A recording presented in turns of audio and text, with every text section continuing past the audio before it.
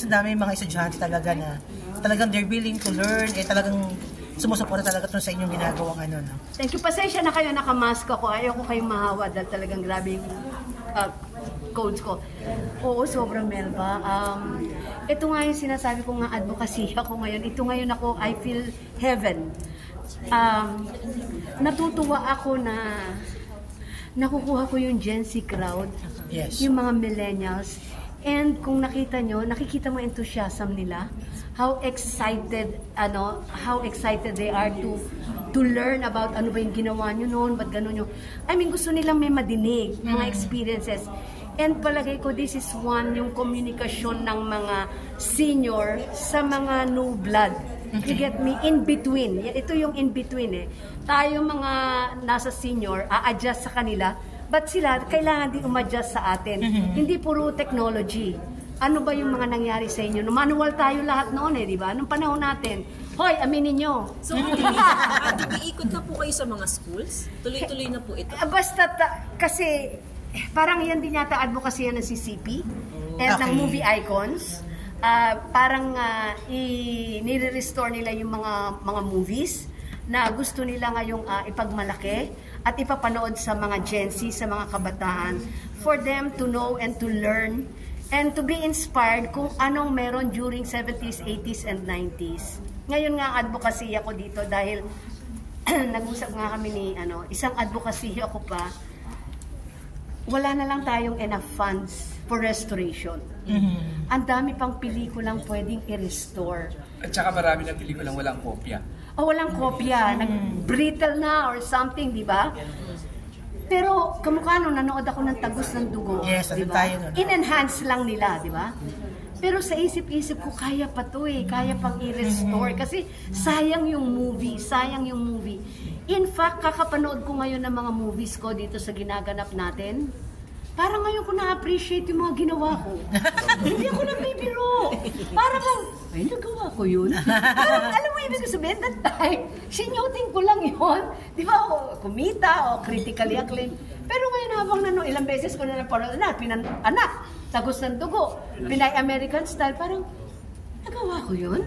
Parang, nagugulat kayo mismo. Parang nahihimay ko siya ngayon. Nahihimay ko, even the message of the movie. Kanina yung usapan, napansin nyo, pati manners ng mga kamay, ng mukha, na yung ay sinasabi ni Ricky Lee, ngayon niya napansin yung pagod na yung mukha doon sa dulo. I mean, ngayon mo pagpaulit-ulit And then tatanungin ko yung sarili ko bilang yung aktor, nagawa ko pala yun. Parang, ang galing ko pala doon. Parang ganun ba? Nagawa ko pala yun, ganun. So, pati ako na-appreciate ko ngayon ito. Ngayon, naghahanap ako, kausap ko si Leo ng sana makahingi ng pondo. Yes. Kung if it's possible with the government for restoration.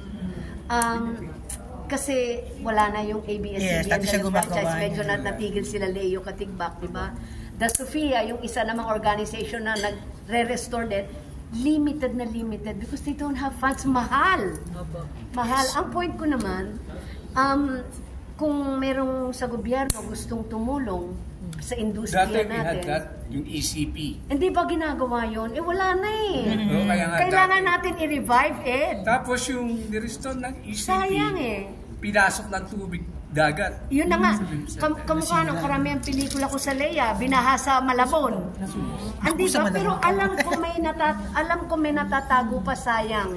Sayang. So, kung ano pa yung not necessarily ako yung artista, because there are a lot of movies na hindi ako ang artista, pero something we can be proud of kahit na maraming taon na.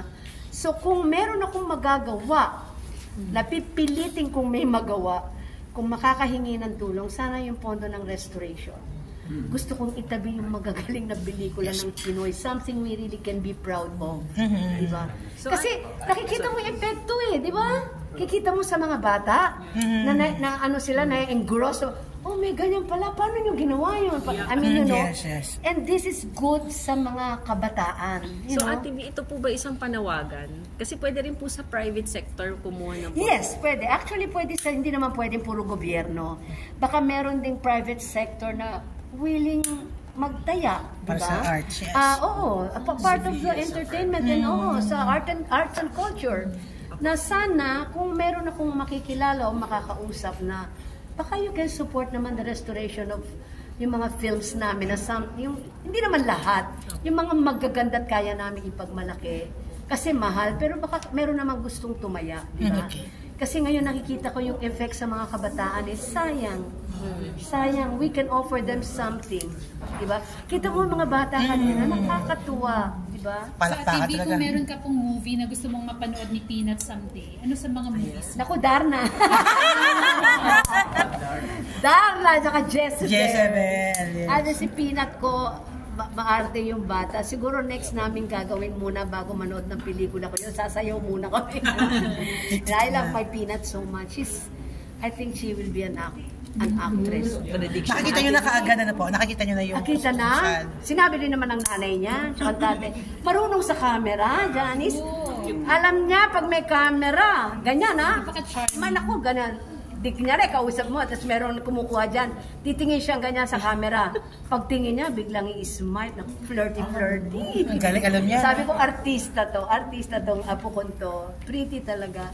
Ate B, may interview si Jessie sa Fast Talk, no? Yeah. And she mentioned that she's very lucky to have you as his sister, as a mother-in-law. What can you say about that? Oh, I love Jessie. I love Jessie. Para ko na rin siyang anak na babae. Wala akong anak na babae, di ba? And lalo ko lang siya na-appreciate kasi when they got married itong huli, tapos ngayon nandyan na si Peanut, nakita ko talaga hands-on siya kay Lucky tsaka kay Peanut. Hands-on talaga. Yung talagang asawa at nanay. Kita mo, ngayon gusto nga niya mag-comeback di ba? Pero sabi ko, are you ready already, Jessie? 1.5 pa lang si Peanut, di ba? Parang iniisip niya for next year pa kasi he wants to focus more on Peanut. Gusto daw niya makasama ka sa project kahit maglakad lang siya sa likod. Oo nga, sabi nga niya Alam mo naman, naku, Jessie ha. Naku, Jessie ha. Ano pong update sa sitcom nyo? Hindi namin nagustuhan yung plot. Kasi, uulitin ko, sabi ko nga kung it's going to be one of those, wag na lang. Kasi kung gagawa kami, dapat we should offer something different. Lalo na ngayon, ang daming kalaban, ang daming platforms, ang daming... So kung gagawa ka something different na pwedeng makuha interest ng tao, pero kung gagawa ka ng one of those, wag na lang. I'm enjoying my also my break. Diba? Ate B, may tanong ko na sa'yo, na may clamor mga fans na gumawa kayo ng movie ni Alden Richards. Oo nga, nakita lang kami nung sa Mowell Fan. And nung nakita kami doon, hindi, hi, hello lang kami, pero doon parang we were so close already. Sabi niya, Tibi, gawa na tayo ng movie. Sabi ko kay Alden, give me good script. Yun lang. Sabi niya, tapos sabi ni Alden, I can produce it. Oh, yes. Kasi nagpo-produce pala siya. Siya rin nag-produce kay Julia. Sila ni Julia. Ni Montes? Apo. Yeah. Sabi niya, I can produce it. Sabi ko, bigyan mo lang ako ng magandang script. Pag magandang script, let's do the movie. Yun Let's naman do a nakita. movie. Yun. Ate B, speaking of magandang script, yung action film mo, ayaw mo? Hindi, yung kay Eric Mati. Opo. Kasi si Eric Mati, hindi na kami nag-contact since then. Pero the last thing that I heard, parang ang dami niya hindi pa yata natatapos. Unahin niyo na muna yun. Parang ang dami pa, yung pati kay Ann Curtis, 2 years na yata nag-ensayo. But I think it will come. But Gusto daw niya. hindi, tsaka kasi interesting din. Pero ano ba talagang pulso ng tao? Hindi ko maintindihan Kasi yung movie namin, zombie yun Zombie movie, so medyo horror. Oo. Zombie. Kaya nga, ano ba talagang pulso ng tao ngayon? Hindi, I mean, hindi na lang yung basta kailangan mo kasi gumawa na. Hindi na Kung hindi rin challenging at wag na lang, di ba? Wag na lang muna. After B, are you planning kung let's say may offer to do another Metro Manila Film Fest entry? Basta maganda yung project. Maganda yung project. When I met you in Tokyo, that wasn't intended for MIM. September po yun. Diba? Supposedly September yon. Pero wala nang choice because sila na it's a rainy season ng September. So nag-try sila na isali sa Metro Manila Film. Nakuha naman, diba? So sabi nila, dapat pambata, okay lang, we're very proud of the movie. Yes. It's something different. Tapos, with the help of my directors, and then si Yet Bopa, I won an award pa. Twice. Yes. Awa ng Diyos, di ba? Parang, yun lang. So, ang feeling ko, pinagmamalaki ko when I met you in Tokyo. So, ngayon, if just in case I'll do another movie, I want yung, that will challenge me. Gusto ko naman yung, challenge yung Like ano po yan? May napagsuan ka na script? Hindi, meron ako, pero parang hindi pa. Parang hindi pa. Magaganda po magaganda po, kaya lang parang hindi pa ako ready. Hindi pa. Ano sa tingin mo, TV, nakaka-challenge sa'yo? Yun na lang po. Para may idea Naghahanap naman ako sila. ng ano, parang bata-bata, paano ka ginawa? Yung mga ganong klase. Mga ganyan, simple pero may, ayun, mga ganon, may impact. It's a simple, plot, yes, story. although award-winning novel, no? Pero di ba, isang babae, dalawa asawa, yung ganon. Na, pero, parte ng lipunan. Things like that, yung mga ganong klase. Okay. Yun yung ganong klaseng mga pelikula. Ate V, last question. Yes, Jo.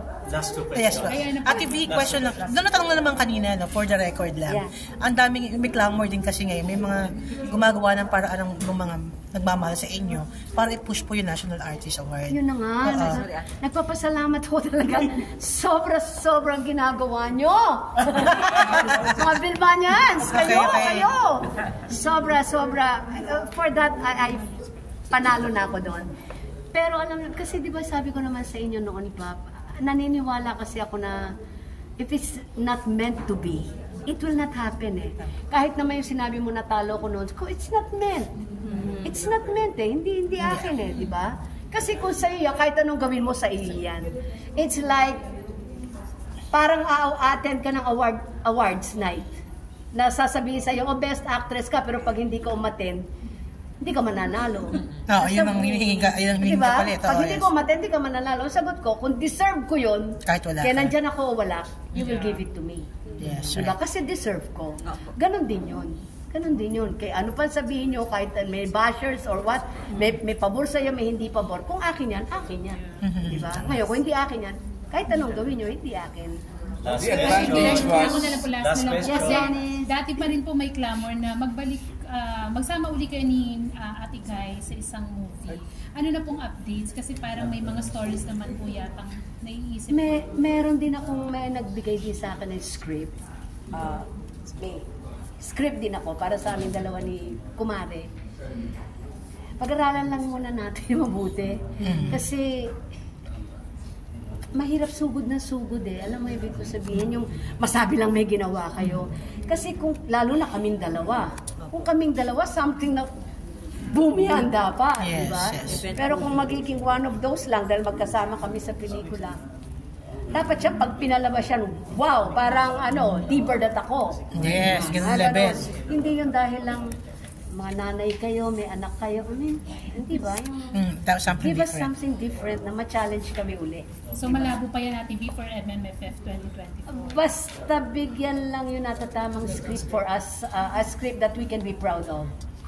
Na alam namin, kaya namin gawin at ipagmalaki. Yes. Ate V, pwede